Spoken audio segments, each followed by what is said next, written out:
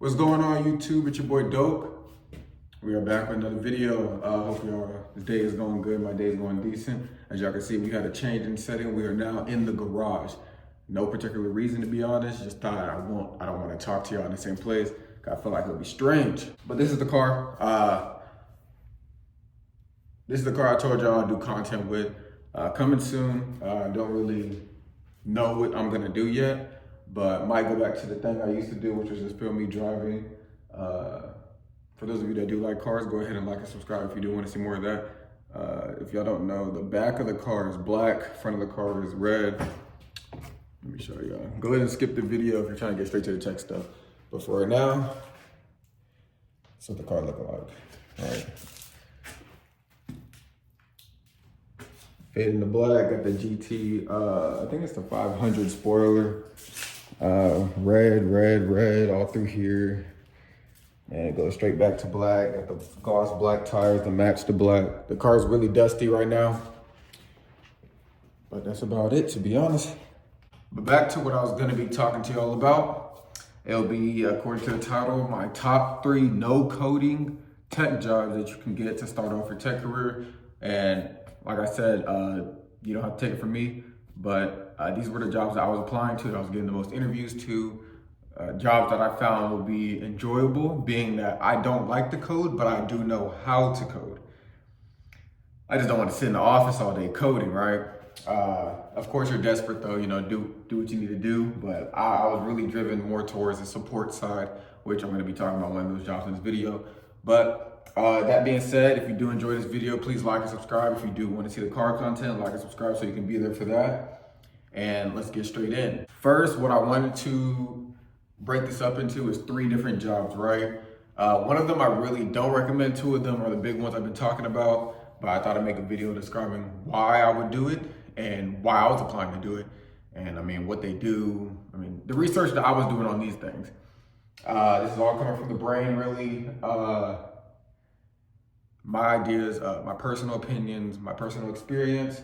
So this might relate to some of y'all or one of y'all that don't really enjoy the coding part of tech, but want to get into tech and still make money. So the 3 different jobs are going to be data analysts, right? And then you have the sales development representatives. That's the one that I'm kind of iffy about, but it still gets you the experience, right? And then the last one will be my favorite and the one that I took, which was the help desk, the tier 1, the technical support specialist role, right? First, let's get the one that I enjoy most first, right? Help desk. I prefer help desk so much as, if you heard my story, I was in help desk.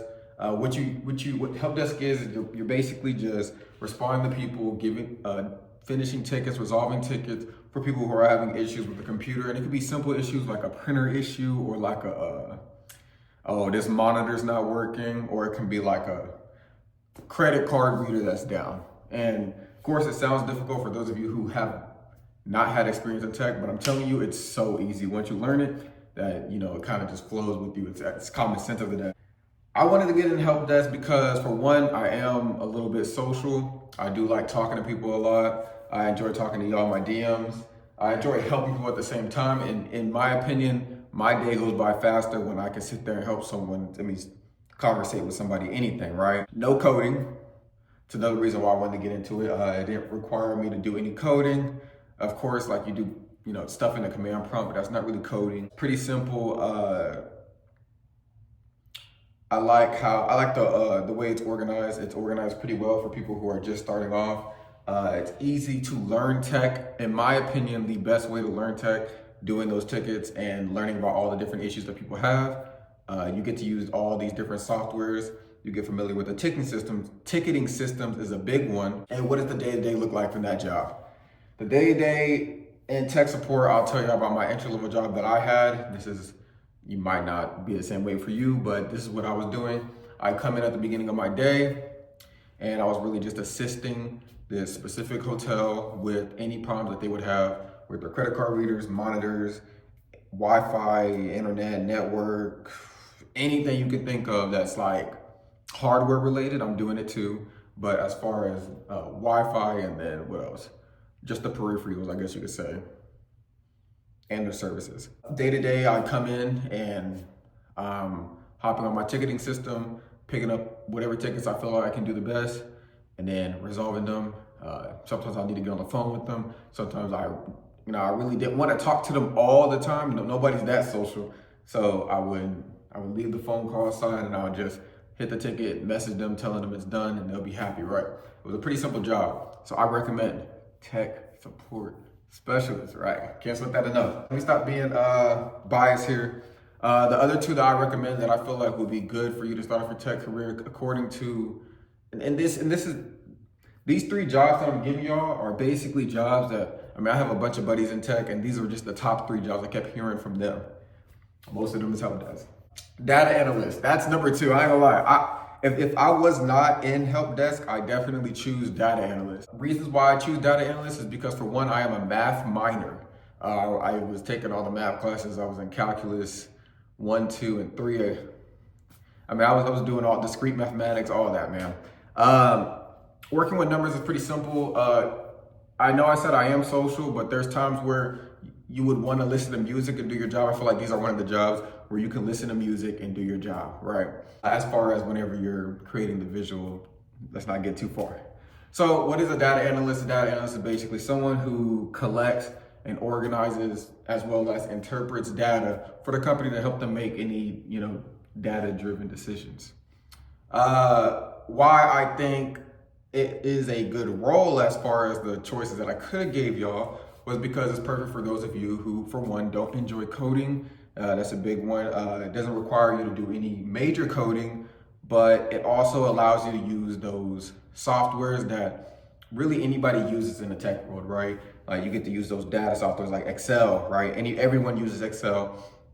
You get to use Tableau, which is one of the big ones for visual data, and then you get to use just some why am I stuttering saying that? You get to use some SQL, right? So it just gets your mind running. You're all over the place with it, but it gets you a lot of experience as far as the tech field. The way that you can go with data analysts, in my opinion, the way that I would take would be just a data analyst, and I'll go straight to a cybersecurity analyst. It's not as, some people might disagree with me right there, but I have a buddy who is a cybersecurity analyst, and he got there by, for one, being a data analyst at the beginning and working with all these different things, right? The only part that he needed was a Security Plus certification, and then boom, he was in there. I don't know how he did it. Maybe I'll make a video showing y'all how he did it, whatever. You're also able to, not that. The job, in my opinion, is very high in demand. When I was applying to jobs and I would run out of my help desk jobs and I was like, man, I gotta apply for something else. Second place was data analyst. They had so many jobs on the market, and it is also said online that they are in high demand, especially right now, and for all the businesses open up in America or whatever. I think they're in higher demand than tech support. In my honest opinion, tech support is more so focused on hiring overseas now. Don't get discouraged by that. Go ahead and go into tech support. But data analysts, they're definitely looking for people in office or people who are local, I guess you can say, to come into office every now and then. Aside to cleaning and organizing data, you're also analyzing trends, and you're also creating those visual reports for the company, and then sometimes you may even present those reports, which also upgrade your communication skills or whatever you want to call it. It helps you speak in front of people better. Things like that. Companies are going to look at you. They're going to be happy that you're doing it. Presenting part that I was just talking about, the presenting your insights with the company or the team to help or to encourage a decision, right? A data-driven decision, right? I think overall, though, data analyst is definitely a way to go aside from help desk. Moving on. Last choice, and it's last for a reason. I wouldn't say I don't recommend it, but I'll say if you're in this field or if this is what you can really grab, don't get discouraged. This is also another job that I know that my job also looks for when it comes to getting that tier 1 role going. Right. This one I feel like sets you a step back. You might need another entry-level job on top of this one.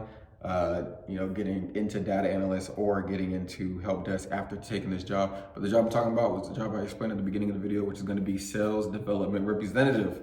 And this job is pretty simple. All you really do is, for one, you're reaching out to your potential customers, and you're also introducing a product or a service that the company you work for is selling. I know what it sounds like. You're like, man, I don't want no commission job. It gets you the experience, right? You're working with the hardware peripherals. You're also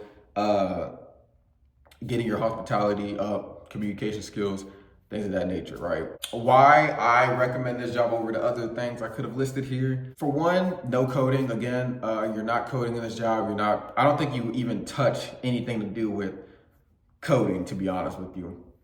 But you do gain skills in communication, and you also still do use the CRM tools, which of course companies look at people with experience in certain tools. And I mean, that can really put a piece of the puzzle together for you when it comes to getting that job that you're trying to land, the interview, explaining what you do. One thing that I will say is a con about this job, and the reason why I don't like the job as much as the other two, is that usually for this job, you're gonna get paid commission. I'm not gonna say commission is bad, but commission is shaky, right? You're only getting paid if you're selling things. If you can get a job where you're selling something, you can get put on some type of hourly or salary pay, by all means, go for it, man, right? But some of the jobs are commission. Sometimes you gotta do what you have to do to get where you wanna get, right? Day to day for these people, I think y'all already know this, but I'll say it anyway. It's really just researching and identifying customers, what your target audience you're trying to sell to, even if it's going door to door or if it's even just talking over the computer. Hopefully y'all understand that I'm talking about talking over the computer more so than going door to door, because we're working with tech here. Sending emails and making calls, right? That's another big thing that goes into hospitality as well as scheduling meetings for the company products that you want to introduce, or however the company. I'm not a sales development representative. It's probably the one that I did the least research on, but you're scheduling meetings for some type of product that you're selling, usually, according to my buddy, right? And I mean, that's really all I have. That's really all I have as far as my top 3 jobs and why I was going for them. Hopefully this gives any of y'all any encouragement. Go ahead and go for help desk. Go ahead and go for help desk or data analyst. Those are my 2 big ones. I think that you can go big. And if I was to choose each one, I'd take the exact one that I chose. If you go to help desk, go ahead and get you not a tier 2, but a level 2 job in tech support. And then if you go to data analyst, go ahead and aim for I would aim for cybersecurity analyst. You don't got to. There's different analyst jobs that pay more than when you're at that entry level data analyst job. But I hope y'all did enjoy the video. I'll get y'all started going. You want to start up? I forgot my keys upstairs.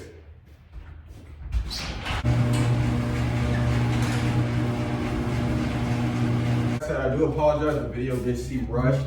I just wanted to get y'all quick information. Hopefully it does help anyone out. Hopefully, it actually does. And if it does, go ahead and leave a comment. Let me know. I'm tired. I just ran down the stairs, my bad. But yeah, let's get started going, right?